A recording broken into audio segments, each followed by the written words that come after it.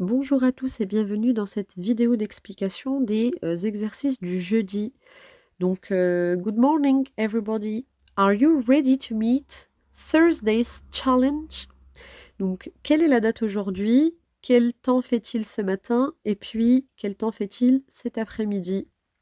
What's the date today? What's the weather like this morning and in the afternoon? Donc, première petite recherche en mathématiques. Donc, il s'agit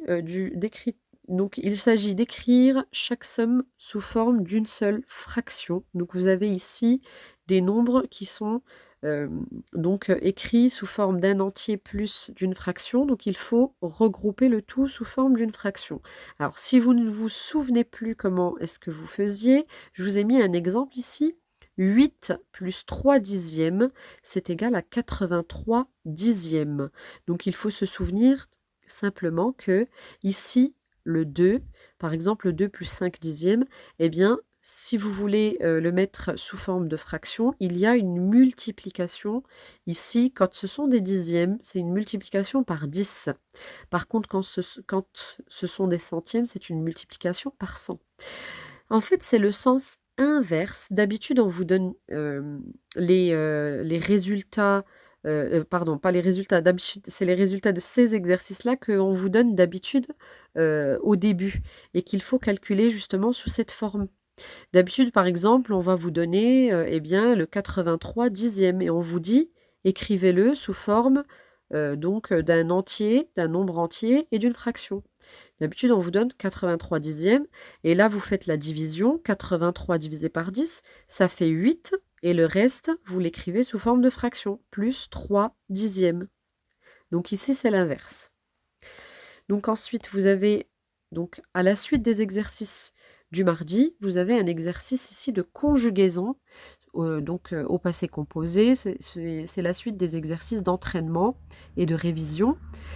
Donc ensuite, il y a l'exercice 7 seulement, qui est à faire au cahier du jour et à m'envoyer en photo, s'il vous plaît, pour que je regarde où vous en êtes par rapport à ces exercices et donc pour les corriger.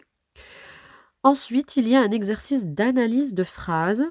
Donc, dans cet exercice d'analyse de phrases, on va mettre l'accent sur la recherche du COD, le complément d'objet direct.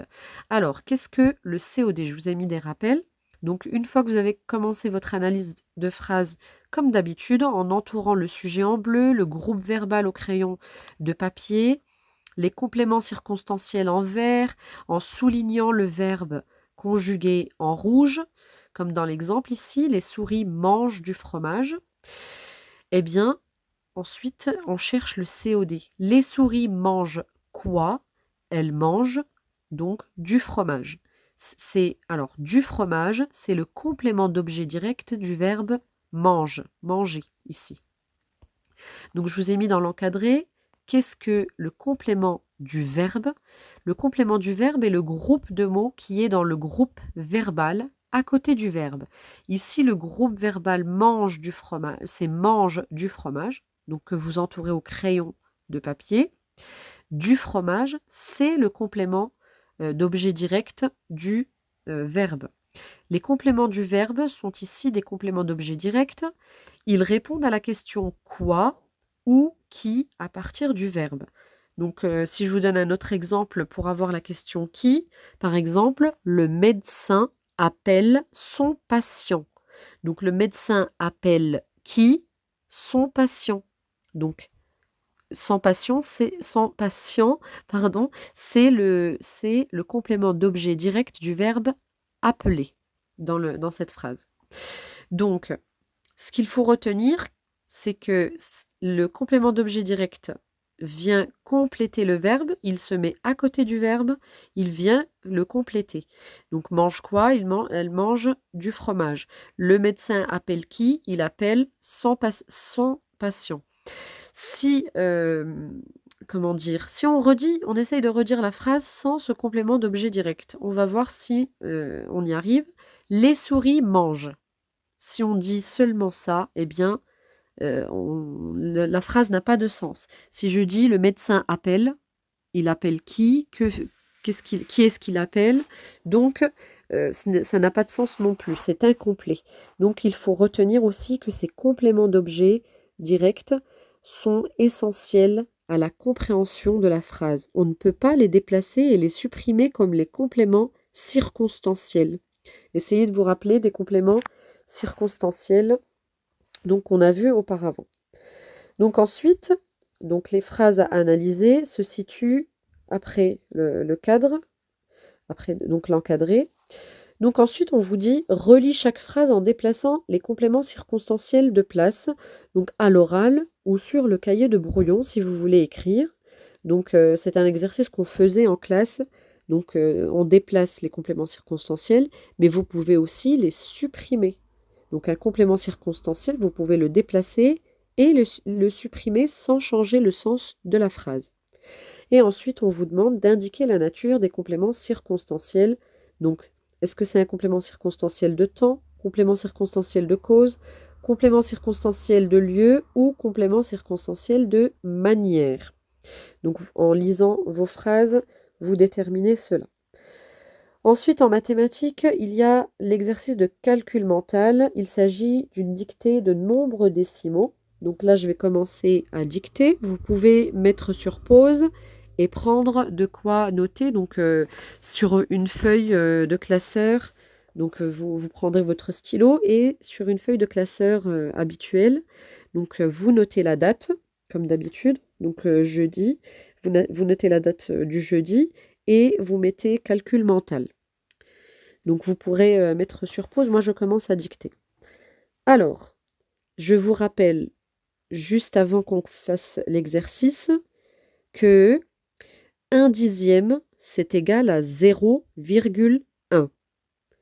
1 centième, c'est égal à 0,01. 1 millième, c'est égal à 0,001. Donc, soit vous les écrivez, donc pour ce rappel, soit vous avez comment dire, assez compris et que vous vous débrouillez bien pour les nombres à virgule et vous n'avez pas besoin de ce rappel. Donc, moi, je dicte les nombres sous forme de fractions. Donc, vous pourrez les réécrire sous forme de fractions, puis vous devez les écrire sous forme de nombres décimaux, donc des nombres à virgule. Donc, moi, je vous ai donné ce petit rappel. Maintenant, à vous de voir si vous en avez besoin. Donc, premier nombre, c'est 12 dixièmes. Donc, premier nombre, 12 dixièmes. Ensuite, 3 centièmes. Ensuite, 7 plus 6 dixièmes plus 7 centièmes. Ensuite, 120 centièmes. Puis, 1 plus 4 millièmes. Ensuite, 145 millièmes. Et enfin, 6 dixièmes. Donc, les nombres dictés sont sous forme de fractions. Vous devez les traduire sous forme de nombres décimaux avec virgule. Donc ensuite, les exercices de mathématiques, il s'agit des exercices je deviens performant. Donc ce sont tous des exercices de réinvestissement de ce qui a déjà été vu. Il n'y a pas de nouveauté. Alors, vous ne faites pas le A, puisque c'est un exercice de manipulation. Donc, l'exercice B, on vous dit calcule ces divisions fractions, écris le résultat en utilisant la virgule. Donc ici, vous devez faire la division.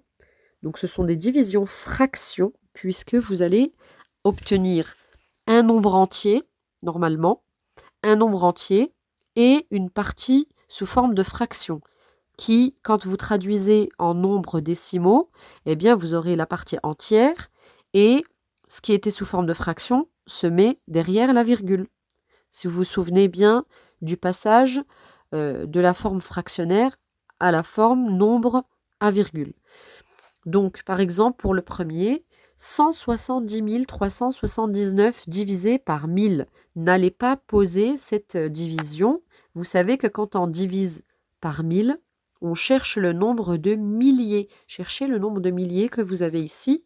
Et tout le reste, vous le mettez sous forme de fraction. Donc, pareil pour 1042 divisé par 100. On cherche le nombre de centaines. Et le reste se met sous forme de fraction. 32 millièmes, pareil. Qu'est-ce que ça va donner ici en nombre à virgule?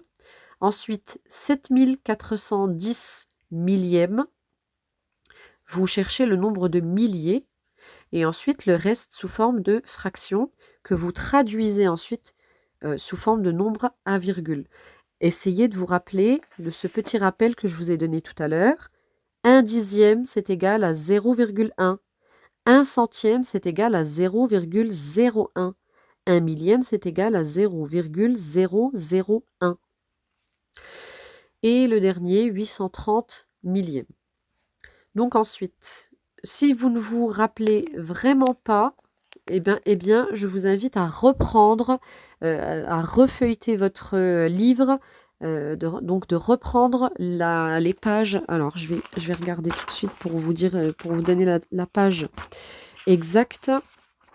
Donc, la page 90 de votre livre. Et vous avez là-dessus les encadrés roses, j'ai appris.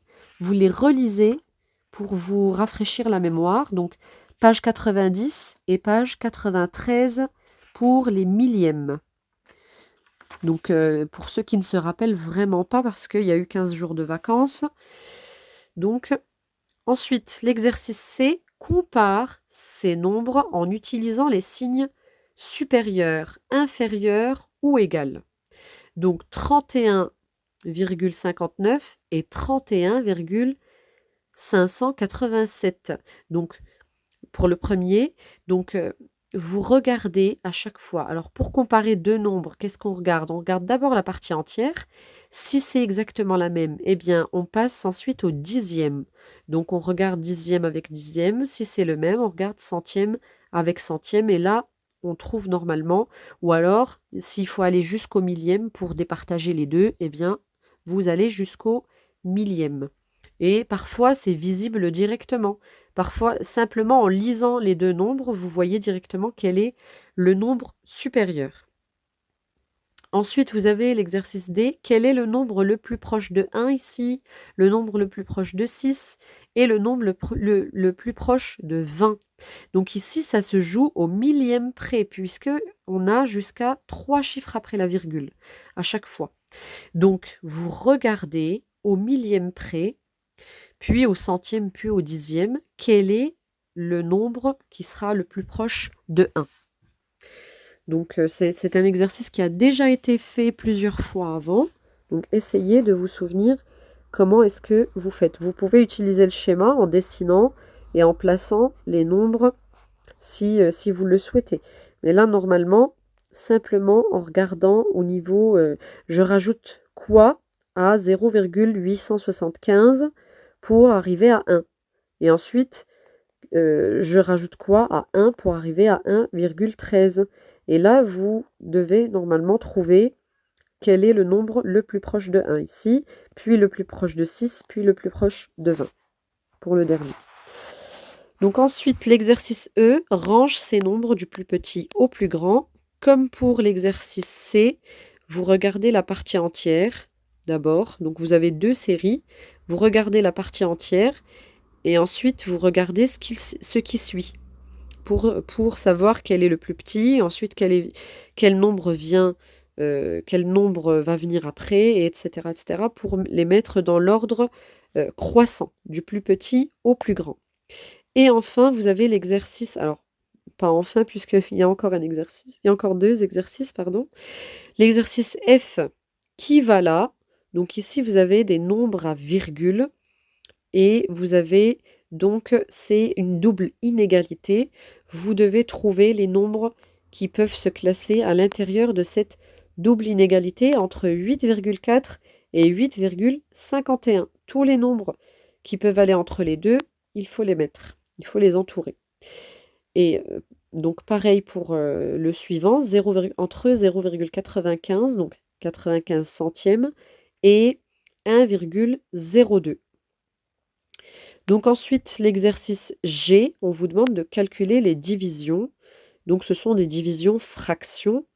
Et donc, par exemple, pour le 263 divisé par 50, eh bien, cela peut être fait mentalement, puisque vous avancez de 50 en 50. Vous savez que 50 fois 2 font 100, donc essayez d'arriver à 200, puis à 250, et de déterminer un quotient et un reste. Là, vous avez des divisions ici, et ensuite vous avez des divisions-fractions à la fin. Pour le 1445 divisé par 208, vous pouvez aussi vous baser en avançant par la multiplication. Donc en multipliant 208 par combien pour vous rapprocher le plus de 1445. Et enfin, vous avez l'exercice H, le quotient et reste mystérieux. Donc vous avez déjà fait cet exercice lundi. Ce sont des divisions par 25 et ce sont des divisions à poser. Donc, vous éliminerez tous les quotients et restes que vous trouvez par la division. Il restera le quotient et reste mystérieux. Je vous souhaite un bon courage. Merci.